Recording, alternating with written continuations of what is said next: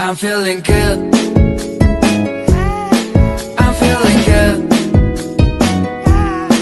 I'm feeling good, good, good, good, good. I'm feeling good, good.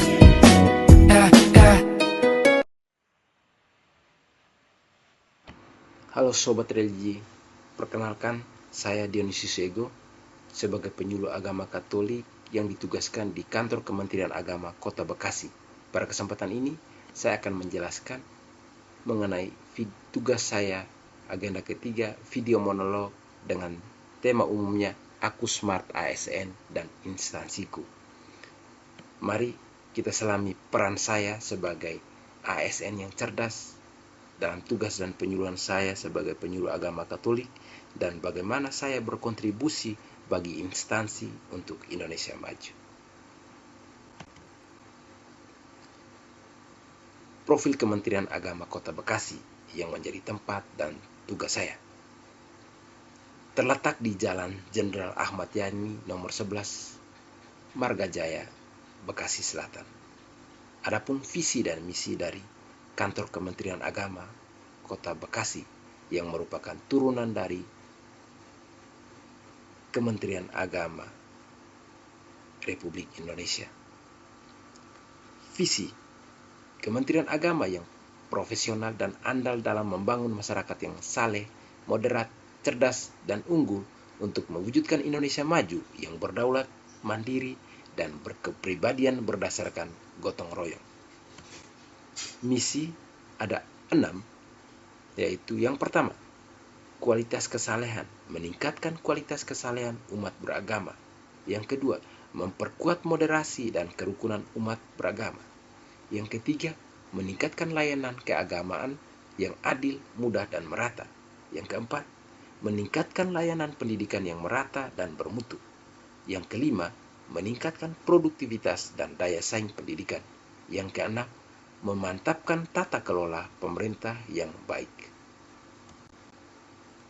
Struktur organisasi ada Kepala Kantor Bapak Haji Ali Masyuri, Kasubag TU Bapak Abdul Syakur, ada 5 kasih, yaitu kasih pendikmat, kasih pakis, kasih PHU, kasih penais, kasih kurais, dan ada 3 penyelenggara, yaitu penyelenggara Kristen, penyelenggara Katolik, dan penyelenggara Buddha. Saya tergabung dalam penyelenggara Katolik dengan pimpinannya adalah Bapak PLT Madudut Mani. Fungsi utama Kementerian Agama: perumusan kebijakan, kebijakan khususnya di bidang bimbingan masyarakat agama, haji dan umrah, serta pendidikan agama. Koordinasi pelaksana, koordinasi tugas, pembinaan, dan dukungan administrasi seluruh unsur organisasi. Sebagai pengolah aset, yaitu mengelola barang milik atau kekayaan negara. Fungsi sebagai pengawas dan bimbingan, itu mengawasi pelaksanaan tugas dan bimbingan teknis di daerah khususnya Kota Bekasi.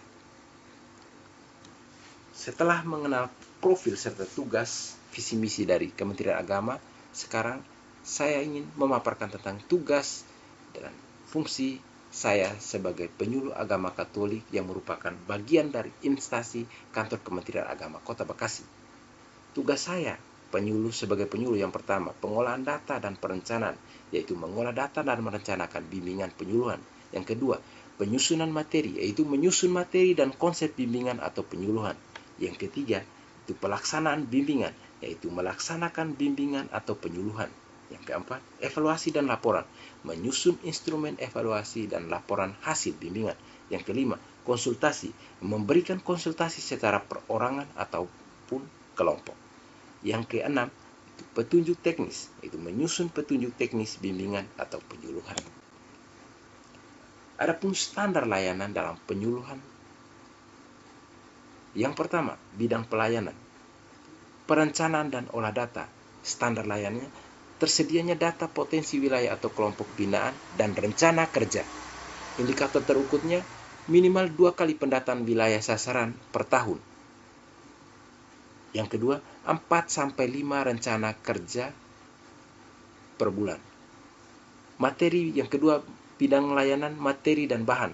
Standar layanannya, materi yang kontekstual, sesuai kebutuhan dan sistematis. Indikator terukur, minimal 5-8 naskah bimbingan per bulan. Pelaksanaan. Standar layanannya, pelayanan bimbingan tatap muka secara rutin, minimal 4 kali tatap muka, baik secara umum maupun kelompok atau khusus. Yang bidang layanan, monitoring dan evaluasi, yaitu evaluasi dan laporan kegiatan tersedia secara berkala. Indikator terukurnya, instrumen evaluasi tersedia 12 laporan bulanan per tahun, minimal 1 evaluasi program per semester. Konsultasi, itu konsultasi standar layanannya, konsultasi individu dan kelompok tersedia, dan dokumentasi dan sesuai dengan kebutuhan. Indikator terukurnya minimal 3 konsultasi individu per bulan, 2 konsultasi kelompok per bulan, dan 100% konsultasi tercatat. Inovasi dan pengembangan. Standar layanannya, pengembangan metode baru dan kajian penyuluhan. Indikator terukur, minimal 2 inovasi metode per tahun, 1 kajian atau artikel per tribulan. Keterkaitan tugas penyuluhan dengan tujuan instansi. Kualitas kehidupan beragama, bimbingan dan konsultasi, meningkatkan pendampingan iman umat. Moderasi beragama, melalui penyuluhan, saya juga membantu instansi saya mencapai tujuannya, itu menumbuhkan toleransi dan kerukunan di masyarakat majemuk. Pelayanan publik yang akuntabel, melalui laporan rutin dan evaluasi saya secara rutin setiap bulan, itu saya mendukung tujuan instansi yang menerapkan sistem yang transparan dalam pelayanan. Kemudian kerukunan umat beragama, melalui tugas penyuluhan saya pun juga memiliki peran penting mendukung dan mencapai tujuan instansi, yaitu menjadi fasilitator kerukunan dan perekat sosial.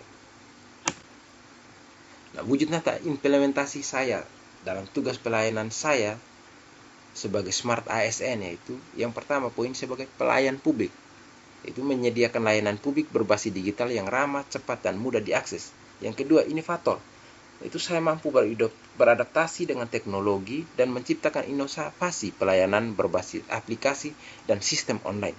Yang ketiga, sebagai agen perubahan, saya menjadi teladan dalam mengubah pola kerja birokrasi menjadi sistem yang adaptif, kreatif, dan solutif. Sekian presentasi dari saya. Semoga presentasi ini memberikan gambaran yang jelas tentang peran saya sebagai Smart ASN dan kontribusi saya bagi Kementerian Agama Kota Bekasi dalam bidang pelayanan penyuluhan agama Katolik. Sekian dan terima kasih.